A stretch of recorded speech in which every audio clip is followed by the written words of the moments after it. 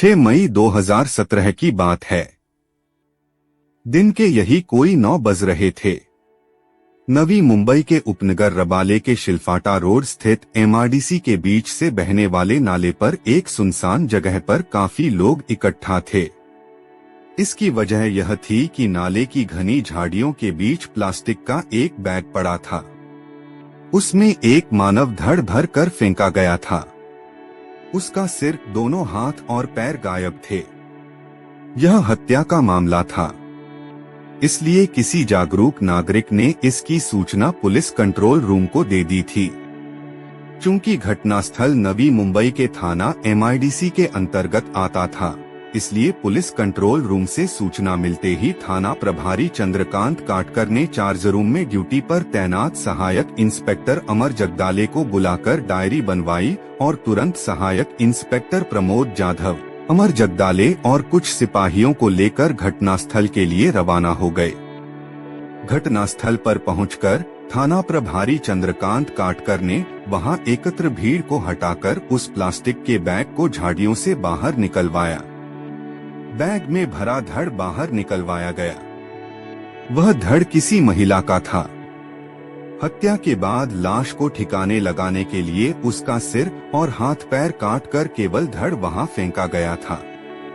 घटनास्थल की कार्रवाई निपटाकर चंद्रकांत काटकर ने धड़ को पोस्टमार्टम के लिए भिजवा दिया। लेकिन पोस्टमार्टम के लिए भेजने से पहले उन्होंने डीएनए जांच के लिए सैंपल सुरक्षित करवा लिया था। मृतका के बाकी अंग न मिलने से पुलिस समझ गई कि हत्यारा कोई ऐरा गैरा नहीं, काफी होशियार और शातिर था। खुद को बचाने के लिए उसने सबूतों को नष्ट करने में कोई कसर नहीं छोड़ी थी। धड़ के साथ ऐसी कोई चीज नहीं मिली थी जिससे उसकी शिनाख्त हो सकती।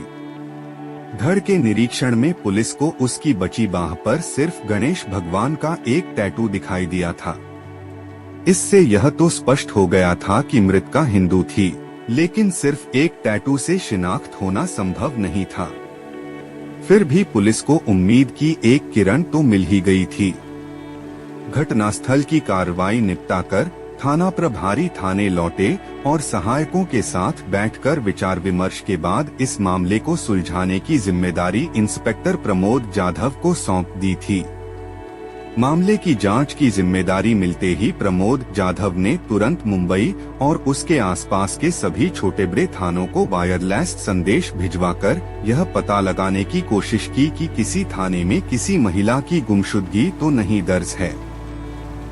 इसी के साथ उन्होंने मृतका की बाजू पर बने गणेश भगवान के टैटू को हाईलाइट करते हुए महानगर के सभी प्रमुख दैनिक अखबारों में फोटो छपवाकर उस धड़ की शिनाख्त की अपील की। अखबार में छपी इस अपील का पुलिस को फायदा यह मिला कि धड़ की शिनाख्त हो गई। वह धड़ प्रियंका गुरव का था। उसकी गुमशुदगी मुंबई के पौष इलाके के थाना वर्ली में दर्ज थी। ठाणे के डोंबिवली कल्याण की रहने वाली कविता दूधे और उनके भाई गणेश दूधे ने उस धड़ को अपनी छोटी बहन प्रियंका का धड़ बताया था।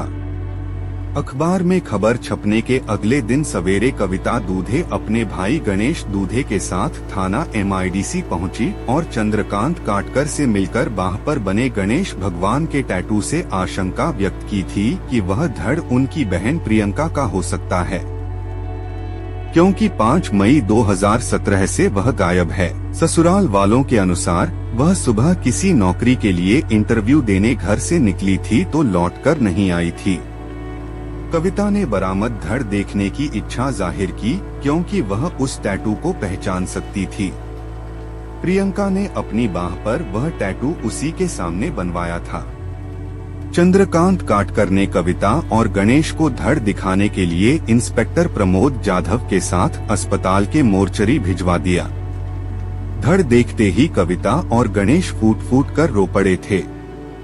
इससे साफ हो गया था कि वह धड़ प्रियंका का ही था। इस तरह धड़ की शिनाख्त हो गई तो जांच आगे बढ़ाने का रास्ता मिल गया। अब पुलिस को यह पता लगाना था कि प्रियंका की हत्या क्यों और किसने की।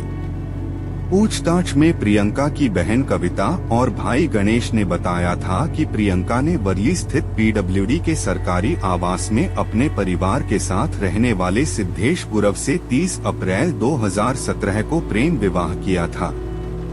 भाई बहन ने प्रियंका को इस विवाह से मना किया था। इसकी वजह यह थी कि न सिद्धेश उससे विवाह करना चाहता था और न ही उसके घर वाले चाहते थे कि सिद्धेश प्रियंका से विवाह करे। आखिर वही हुआ जिसकी उन्हें आशंका थी। प्रियंका के हाथों की मेहंदी का रंग फीका होता उससे पहले ही उसकी जिंदगी का रंग फीका हो गया।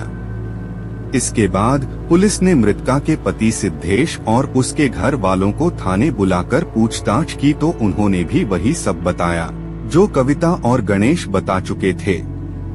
उनका कहना था कि 5 मई की सुबह इंटरव्यू के लिए गई प्रियंका रात को भी घर लौटकर नहीं आई तो उन्हें चिंता हुई। सभी पूरी रात उसकी तलाश करते रहे। जब कहीं से भी उसके बारे में कोई जानकारी नहीं मिली तो उन्होंने अगले दिन यानी 6 मई को थाना वर्ली में उसकी गुमशुदगी दर्ज करा दी थी। थाना MIDC पुलिस तो इस मामले की जांच कर ही रही थी। क्राइम ब्रांच के सीनियर इंस्पेक्टर जगदीश कुलकर्णी भी इस मामले की जांच कर रहे थे।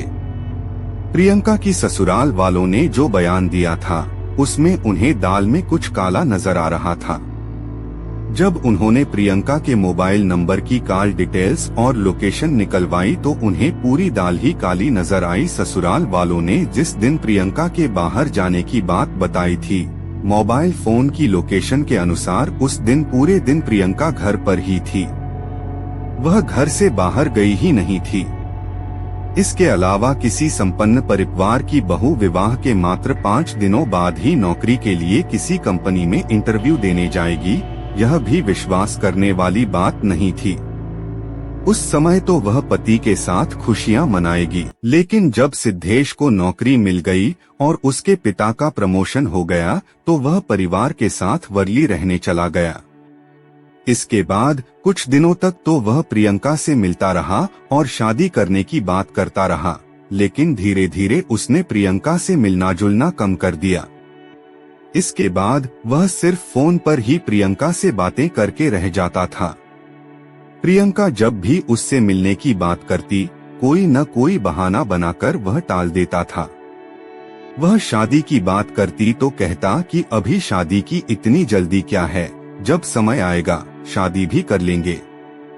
अचानक प्रियंका को जो जानकारी मिली उससे उसका सारा अस्तित्व ही हिल उठा।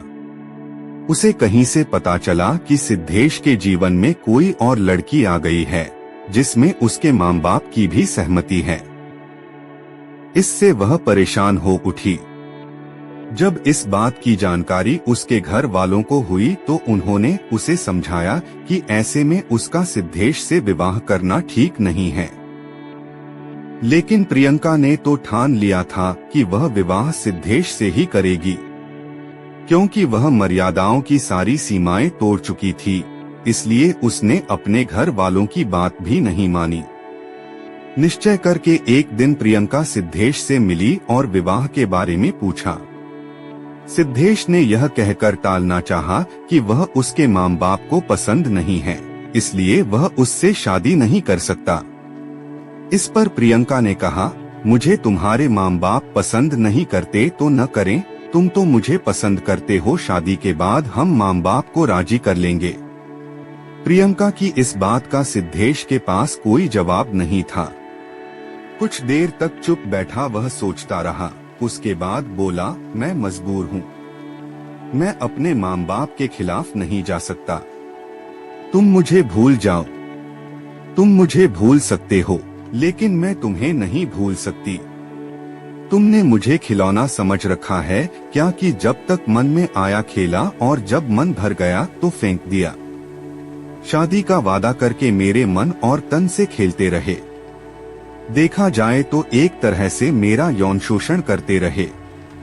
अब तुम्हें कोई दूसरी लड़की मिल गई है तो मुझसे पीछा छुड़ा रहे हो। अगर तुमने शादी नहीं की तो मैं तुम्हारे खिलाफ शादी का झांसा देकर यौन शोषण का मुकदमा दर्ज कराऊंगी। प्रियंका की इस धमकी से सिद्धेश और उसके घर वाले घबरा गए। समाज और नाते रिश्तेदारों में बदनामी से बचने के लिए सिद्धेश ने प्रियंका से शादी कर ली। इसमें घर वालों ने भी रजामंदी दे दी। इस तरह सिद्धेश और प्रियंका ने प्रेम विवाह कर लिया। सिद्धेश ने विवाह तो कर लिया, लेकिन यह एक तरह की जबरदस्ती की शादी थी। इसलिए प्रियंका को ससुराल में जो प्यार और सम्मान मिलना चाहिए था वह नहीं मिला। सम्मान देने की कौन कहे, उसके पति और सास-ससुर तो किसी तरह उससे पीछा छुड़ाने की सोच रहे थे। इसके लिए सिद्धेश और उसके माँ बाप ने साजिश रचकर मई के 4 से 5, 2017 की रात प्रियंका जब गहरी नींद में सो रही थी, तब सिद्धेश ने उसके मुंह पर तकिया रखकर उसे हमेशा के लिए सुला दिया।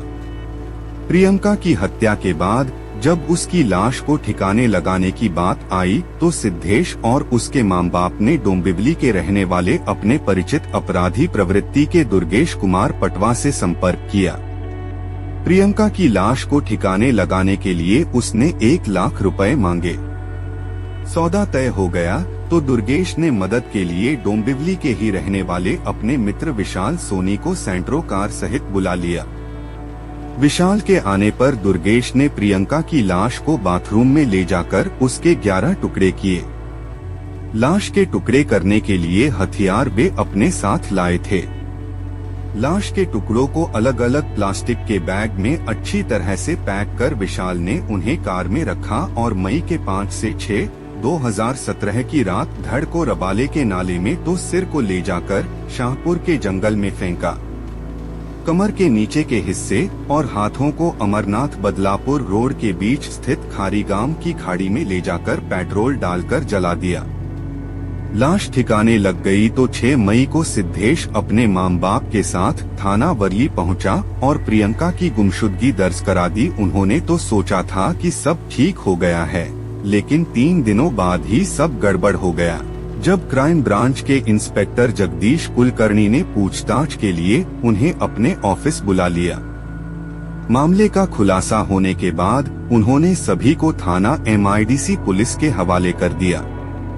सिद्धेश, उसके पिता मनोहर तथा मां माधुरी से पूछताछ कर मामले की जांच कर रहे प्रमोद जाधव ने 12 मई 2017 को दुर्गेश पटवा को डोंबिवली से तो 14 मई को विशाल सोनी को भी उसके घर से सेंट्रो कार सहित गिरफ्तार कर लिया।